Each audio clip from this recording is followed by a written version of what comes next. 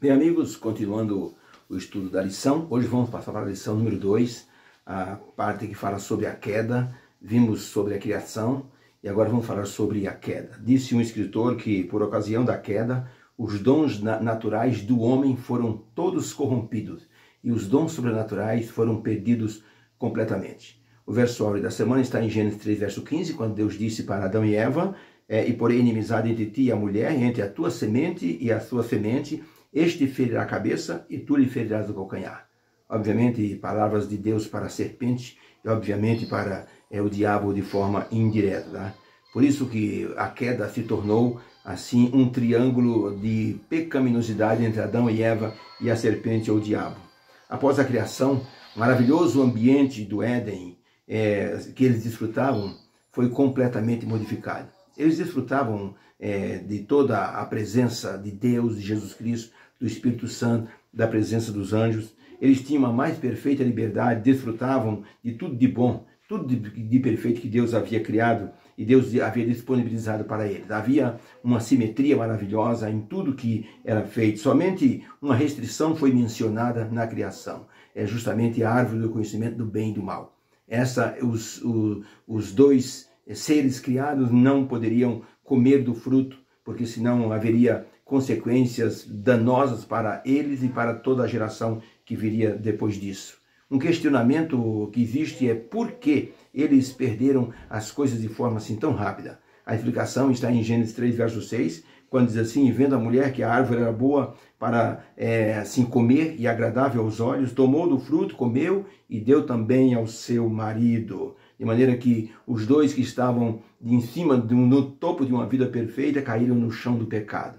Isso criou então uma falta de sintonia entre Deus e a criatura, porque era possível ver o medo estampado no rosto de Adão e Eva, porque sentiram que tinham que fazer uma confissão daquilo que haviam feito, a desobediência com respeito àquilo que Deus havia feito restrição. Não comerás da árvore do conhecimento do bem e do mal. Eles já conheciam o bem, não precisavam conhecer o mal. De repente, tudo ficou amargo, o doce ficou amargo. De repente, a vida pura ficou manchada pela desobediência e tudo começou a se desfazer diante dos olhos atônitos de Adão e Eva. As coisas começaram a se distorcer e o encontro com Deus se tornou algo inevitável e para eles assim evitável, porque eles não queriam a presença de Deus, agora que o pecado havia manchado a vida deles. A nudez que eles reclamaram, estavam nus, foi um primeiro momento de vergonha, era a vergonha da presença divina.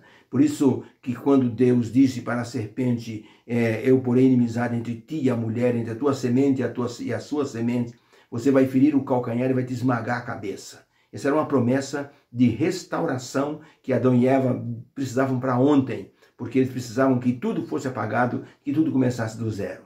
Mas para isso haveria de ter o percurso do tempo para que Jesus pudesse nascer e que Jesus pudesse ser a salvação dessa raça que havia sido iniciada agora com a desobediência de Adão e Eva. Logicamente que as palavras divinas eram palavras de esperança, palavras que assim davam para Adão e Eva uma esperança de que as coisas poderiam voltar ao normal. Mas era impossível apagar as consequências. As consequências eles haveriam de enfrentar.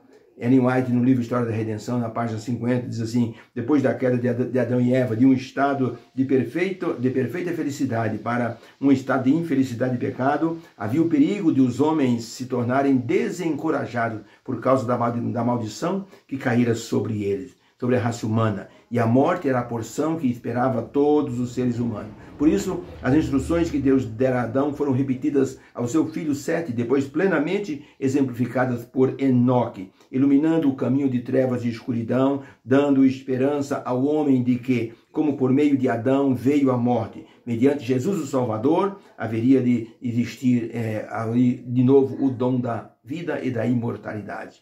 Um pintor que fizeram um quadro lindo sobre uma paisagem no terraço da casa dele. Havia uma paisagem muito linda, ele fez o retrato daquela paisagem. Deixou no tripé para que pudesse secar com o vento a tela. A empregada veio e sem querer bateu com a ponta de uma escada no tripé e a tela então voou por cima do parapeito ali da laje e foi parar na grama, deslizando e borrando tudo. Quando o pintor viu, quase que ele desmaiou de desespero. Sua tela estava estragada.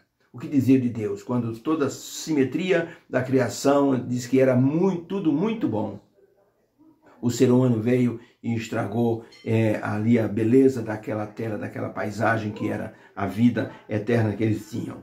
Por isso, Jesus Cristo era a grande esperança para o ser humano. Tempos atrás aconteceu um grande incêndio numa catedral de Londres e os bombeiros vieram e todos começaram a lutar para apagar o fogo, tirar os móveis. De repente, uma chama gigantesca irrompeu dentro da igreja e iluminou um vitral, onde tinha a figura de Jesus Cristo crucificado. Diante daquela figura bonita, iluminada pelo fogo, os soldados fizeram continência para o Rei dos Reis. É que Jesus Cristo, ele realmente ativa a nossa consciência com respeito à gratidão pela salvação.